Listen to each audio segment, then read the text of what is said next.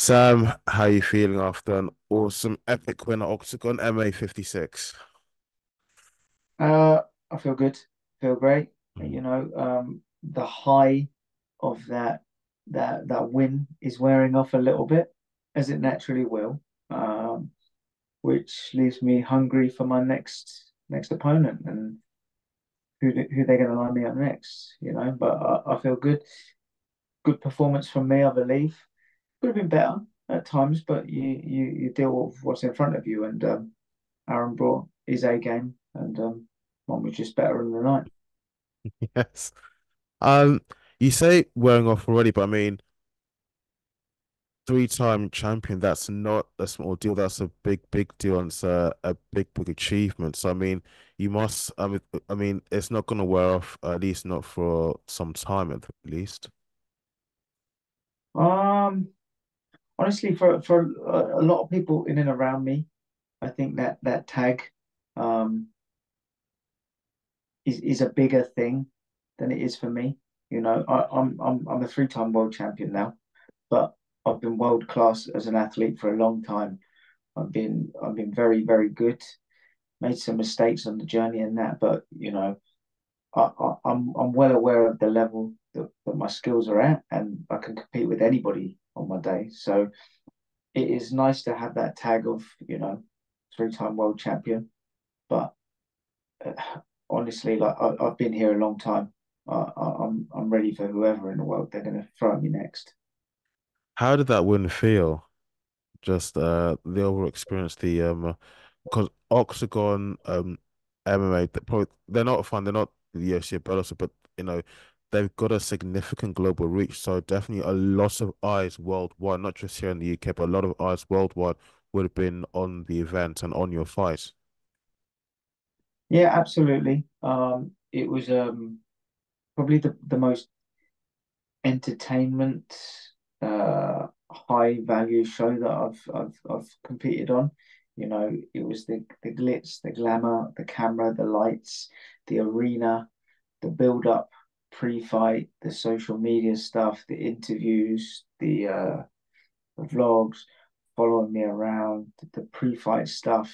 That's all really big stuff that I've not really experienced massively before. So that was a nice thing to enjoy. I know from feedback I've got from everybody who went to the show and that they said it looked amazing.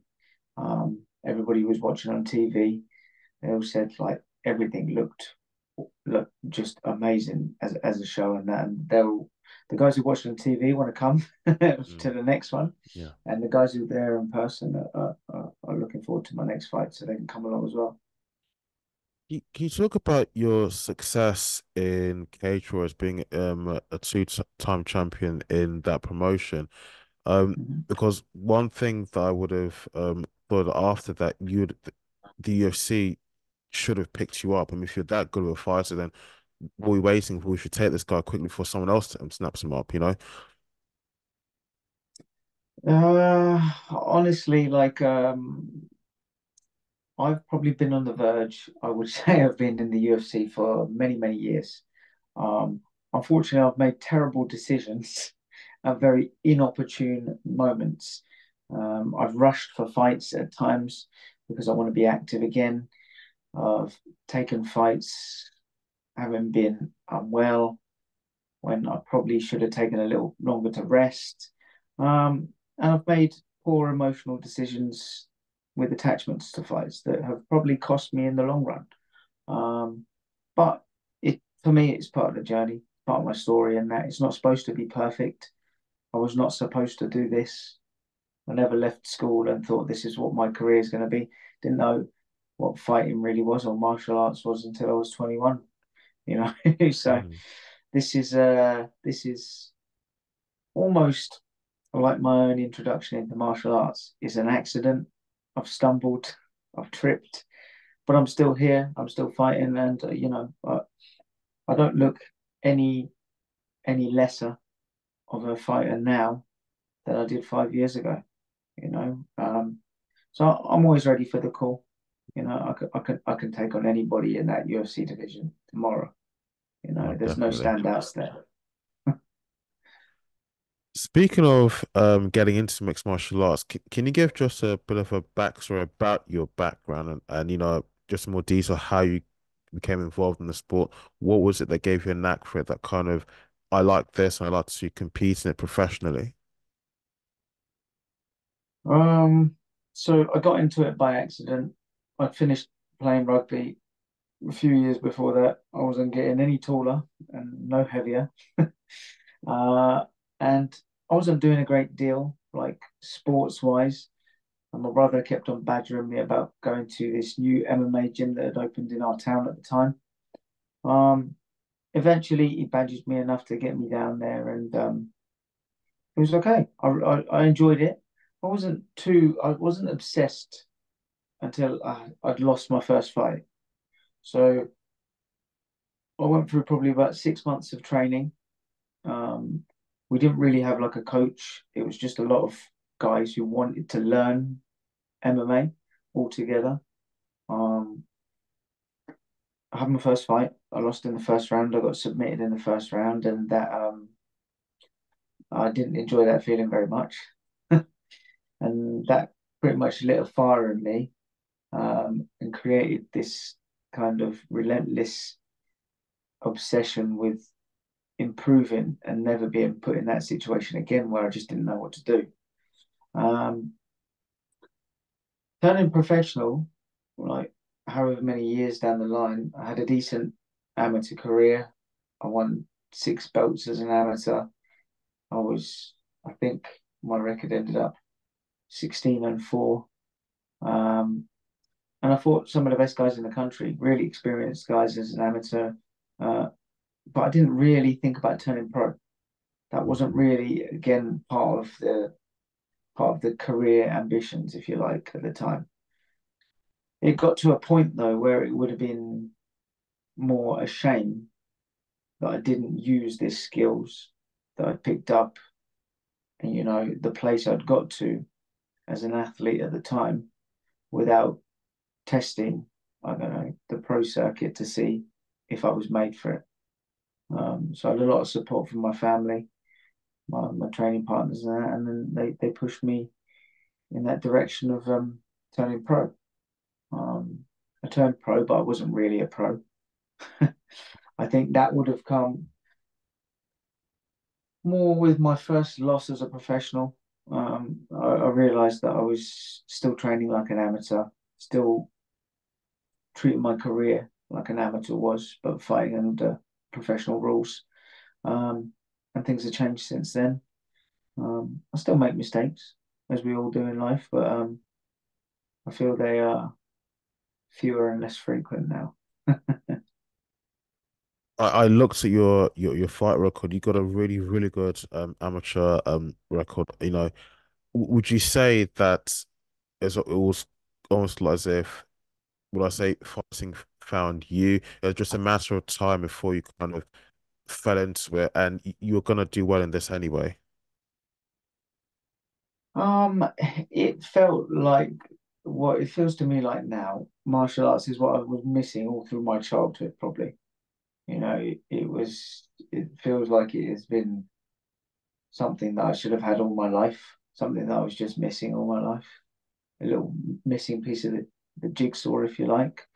Um, and It's something that I can't ever imagine I'd live without now.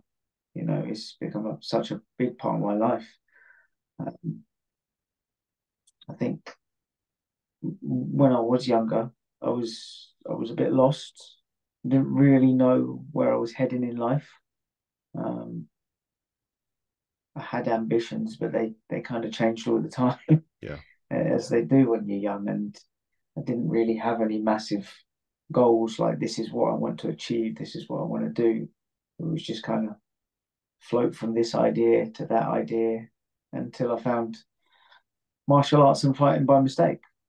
Um, and now here we are. This is what I'm going to do for the rest of my life. I'm going to be I'll be fighting until it's time to hang up the gloves.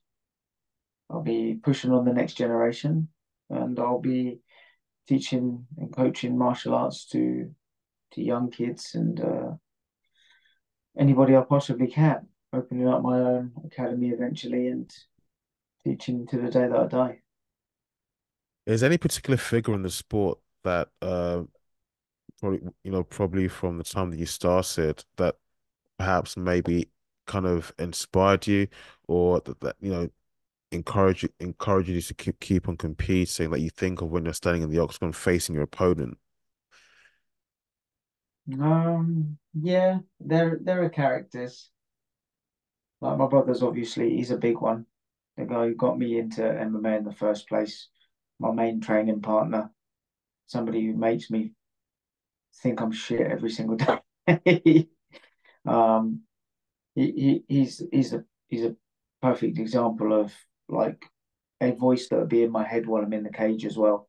Even if he's not cornering me at the time, I'd still be aware of like I'd hear his voice in the back of my head telling me to do something. Um, got one of my coaches, Rich. He's my pad man and that really good Thai boxer, but he's more than a Thai boxer. He had a very fluid kicking game, which kind of suited me really well, and like he was a master of that. Um, and that he's obviously he's a very good friend as well. But we talk often, and he keeps me motivated. He's always been in my corner and that as well, and he's giving me advice and going away and reshaping, parts of my game for years. Um, and then I've got my other coaches, my jiu-jitsu coaches, Kev and Dan. They're very helpful.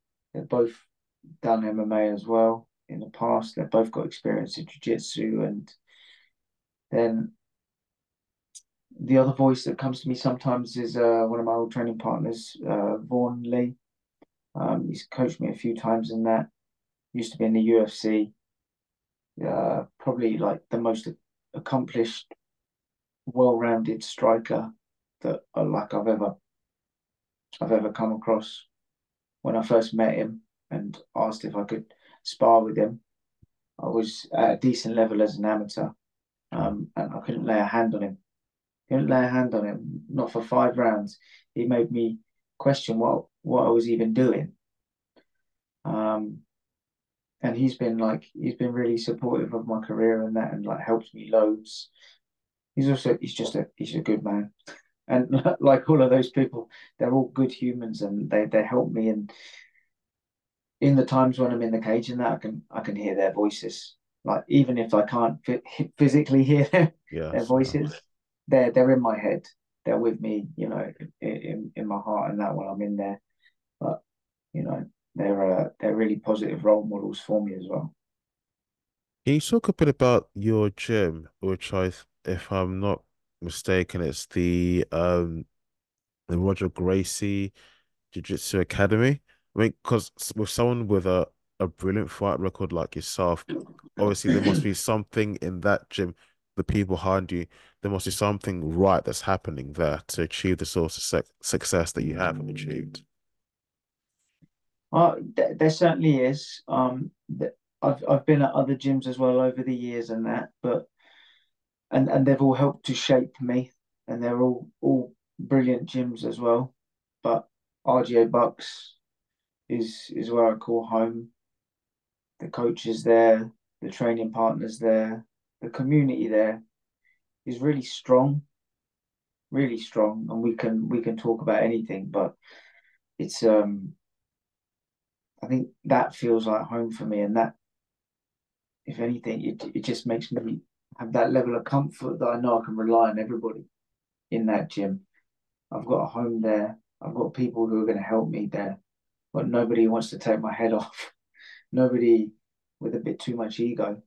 We all just want to help each other to be as successful as we can individually and as a team.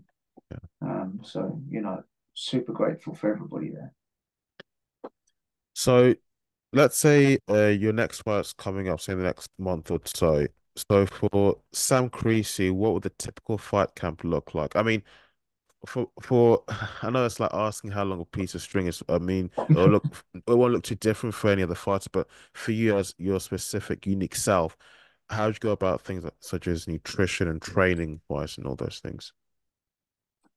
Um, say we're a month out from the fight. I have to make sure my weight is in a good place, so it's just checking my weight every morning. I'm gifted genetically in that like weight can drop off me pretty quick if I Mm, wanted to. So it's not really too much of an issue. I just need to be aware of where I'm at on the scales in the morning. Nutrition wise, I'm just making sure I hit all my protein targets during the day, and then I'll look at, what kind of training I'm going to do that day. Do I need carbs this morning? Do I need carbs this afternoon? Am I training late? Am I training early? What is the training going to be? How intense is it going to be? That kind of thing. We'll go into that. And then that is almost so that's your nutrition structured, but then that also follows the same plan as structuring the routine for the day for your training. So, what do I need to tick off? How many times do I need to spar this week? Who am I going to spar with? Who's my opponent? Is he tall? Is he short? Is he stocky? You know, and then figure out, okay, who have I got as a training partner who can come and help me with that this week? Who can provide me with those tells, those looks that are similar to this guy. Um, Scheduling a few pad rounds, putting in some wrestling rounds, and just making sure. Honestly, like I've structured my training, so I'm almost in a camp all the time, mhm. if you like. I know what the training I'm going to do is most days. I know that I've got a wrestling session on a Saturday morning and then on a Tuesday. I know that I can spar on a Wednesday, and then I'll probably do a pads on a Monday and a Friday. And then that leaves a little bit of wiggle room around the other sessions in the week. And the only thing I change is the intensity. You know, how can I, or how much energy is there towards keeping to that top position and being far more strict with my control and my movement in fight camp, or having a little bit more freedom to play, to try new stuff, to fail. Yeah. If I go for this and it fails in the gym today, it doesn't matter because I'm not in camp anymore. So I'm not losing points from this position. Then I can work out a way around that to get a better finish from there. Um, and that'd be pretty much it. That's nothing else really changes for me. I try not to focus ever really on an opponent as such. I'll let my coaches play around with some pad stuff with me. And again, the same with the grappling. It'll be up to them. But the majority of it is I'm a well-rounded guy. I'm I'm comfortable everywhere. It doesn't really matter what he's going to do. It should matter more what I'm going to go and do in the fight. Yeah, of course, of course. Um, so something like making weight for the upcoming fight. You said that you're someone who, in terms of genetics, you've got a fast metabolism, so the weight tends to drop off quite fast. It's easy for you to make weight. Mm-hmm. Well, I say it's easy for me to make weight.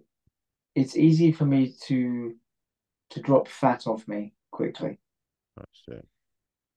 Making weight is that is a balance of being heavy enough still that you're going to balance the scales correctly and not cutting too well that I'm on weight too early and then giving up a weight or strength advantage, say come fight time.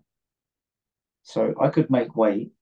Well, I could have made weight 3 weeks before my fight, but because I was in almost too good a position weight wise, I then ate some more. 3 weeks out from the fight, I can eat a little bit more. I don't need to be this weight. I need to be a little bit heavier. In fact, all I did was up my carbs a little bit higher and fill out my muscles a little bit more, and then chop that back a week and a half out. But the actual weight cut in itself, the baths, the hot baths, the dehydration part, that never looks good on me. I mean, the shape of my face, it always looks like Mm. I'm I'm very close to being a drug addict. Oh wow. Um, but that's gone within, probably half an hour, and my face is full again, and my body starts to fill up. But a weight cut isn't not for me anymore now. Too much of an issue. It's just something that has to be done. You've got to have that mental fortitude to just sit it out and try think sweet thoughts until it's all done. Yeah, of course. Um, you said that when you had your first fight, you didn't win. Now, Mhm. could I say that maybe that was one of the driving forces and driving factors into all, the wins and the successes that you achieved? That it was the first fight, you didn't feel good, and you thought to yourself, I never ever want to feel that way again. Was that Mhm. one of the driving forces that pushed you to getting the being a three-time champion like that you are today? It has eventually, you know, eh, I've said before this whole thing is an accident. Like that loss created a drive in me initially to get back in the gym and learn how to grapple. That then turned into an enjoyment of grappling eventually, and then further development in that field by then joining a jiu-jitsu gym, and learning how to grapple in a different art rather than just MMA grappling, which is just no-gi basically. Um, but that obsession to train and to learn how to be better was the first part.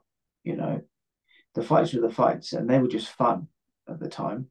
You know, um, I met my wife in the gym. She used to come to the fights and that. I used to just take like when I had no training partners at some point because I think quite a few of them were away or working. I ended up just taking my mechanic to a fight with me, having him in my corner. And it was just fun. It was fun. It was enjoyable, and I was improving every fight, and then learning more about the sport, learning about who do I need to speak to, promotions, promoters, um, and then doing my own little bits of research eventually when the idea came around that I might be okay at this, and people were talking about me being pro, meant that I was looking at the professionals at the time and seeing kind of how they structured things, how big they were, how their camps, how long they were, how much kind of weight they would lose, where I would sit naturally in a weight class and that, and then the skills that were involved in being a professional and the way to conduct yourself. So all of it started from scratch by mistake, and that first loss certainly helped me on the journey. Um, but it showed me a lot as well because like I've met a lot of guys um, who come into a gym and they want to fight. They want to fight. They want to fight. They're desperate for a fight. They'll have a fight. They'll lose the fight because they had it too early, and then you'll never see them again. And it's really sad because a lot of them are really talented, but that's why I don't like to train fighters. I like to I like to train martial artists, and then if they want to become a fighter afterwards, let's create the fighter. But if I don't want to just train a fighter because likelihood is he'll be in, and then if he loses, he'll be gone. And I won't see him again. And I want a martial artist to be there forever. I want them to explore the sport. I want them to push the sport. I want the sports to grow, and I want that martial arts to grow, and to spread that everywhere they go. No, I like that. I like that a lot. It's something, a skill that you should have with you for life. And, Mhm. you know, when I say it's a vocation, like a career it's like there is there's kind of a discussion debate that in schools at the very least it's something that should be taught because they think well it's kind of believed that now if people kind of understood martial arts partook or partaked in martial arts activities probably people would behave with a lot more respect and discipline towards each other and also in their daily lives as well. Society might run a bit better and a lot more smoothly. Yeah, yeah, I would agree with that. I would agree with that. I also think I probably, as a child, I probably had a form of ADHD, which is probably why I was a little bit lost growing up. And this is why, like, my obsession with the sport is an unhealthy, healthy one. Really? Yeah, it's a sheer obsession because I must get better, and I can't ever switch off from trying to Mm, get better. But it's the healthiest addiction I could have, mm. you know. Yeah.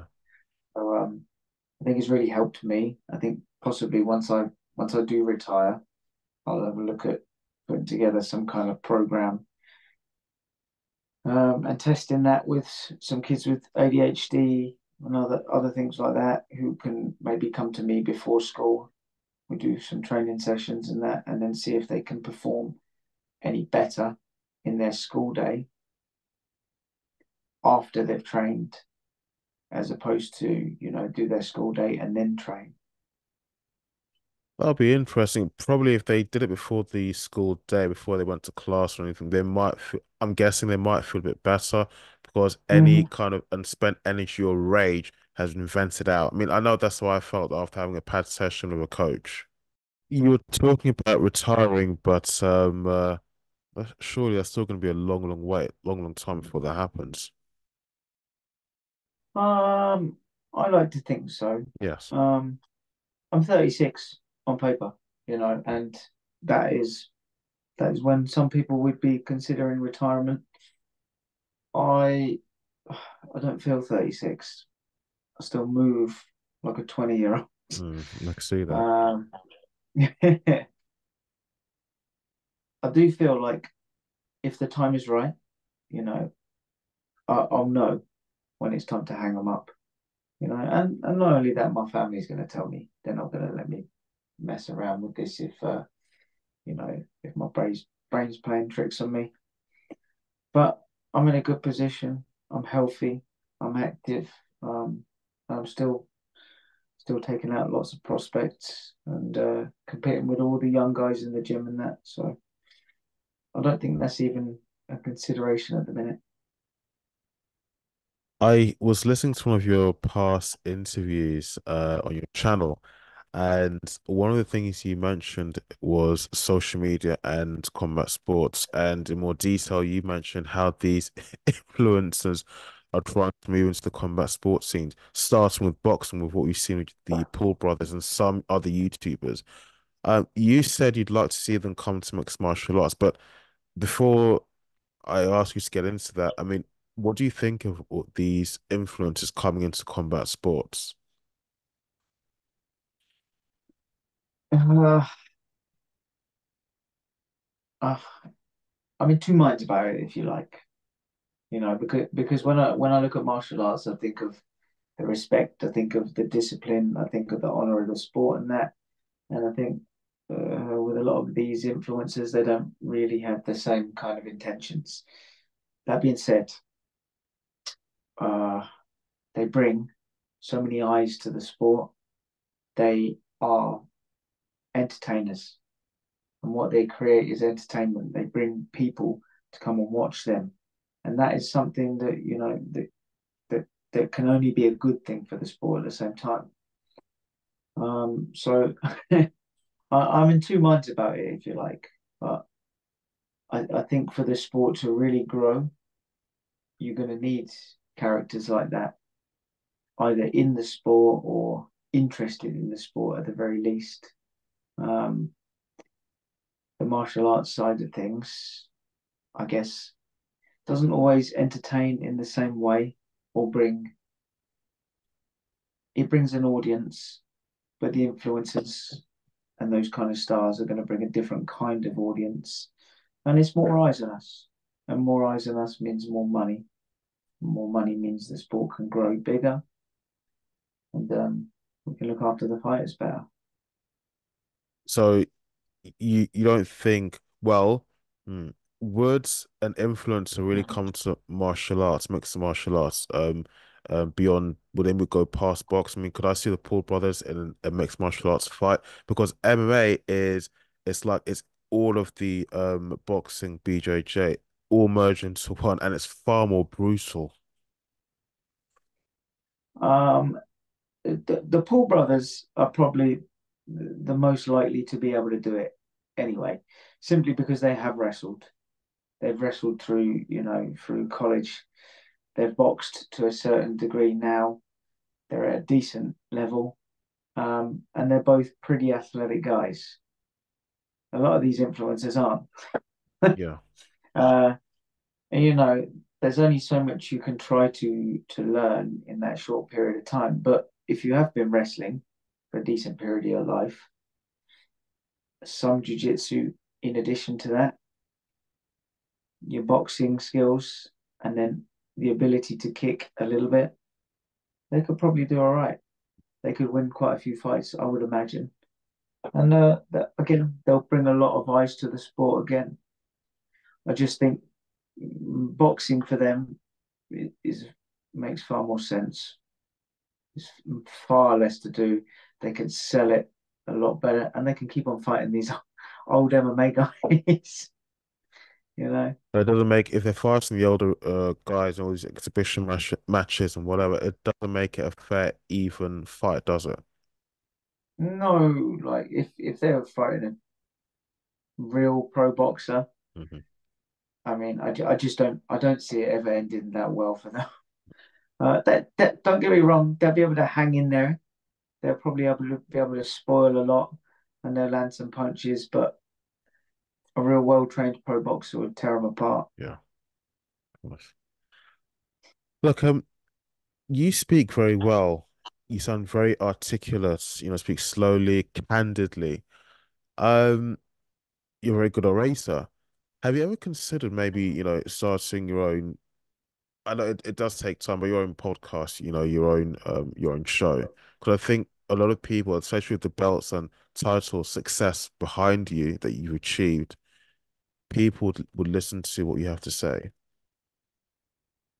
It's something that I did think about previously. Not even necessarily just for martial arts, just a, I guess like a podcast just on my thoughts on whatever subject it may be, and then getting some other guys I know involved with it.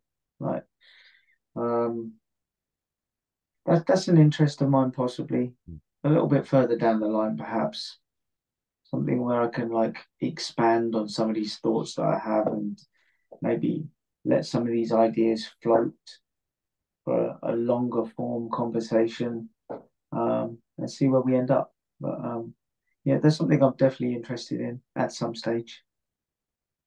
And when can we see you stepping into the Octagon next time?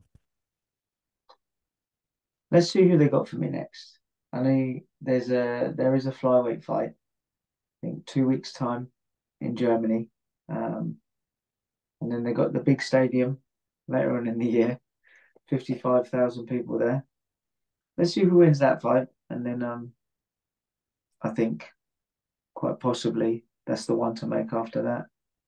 And we go and make some noise. Last but by no means least, any shout outs you want to give?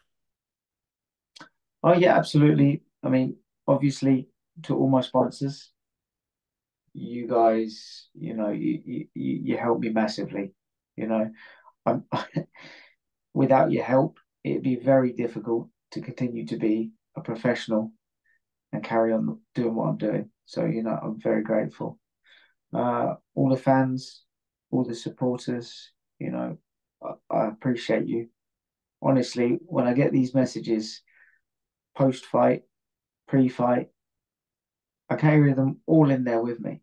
I'm a very emotional guy, and I carry them carry my heart on my sleeve, and you're all in there with me, right? When I'm walking into that cage, I can feel my chest beating, and with each beat, is that I can feel you there with me. So my appreciation to you all.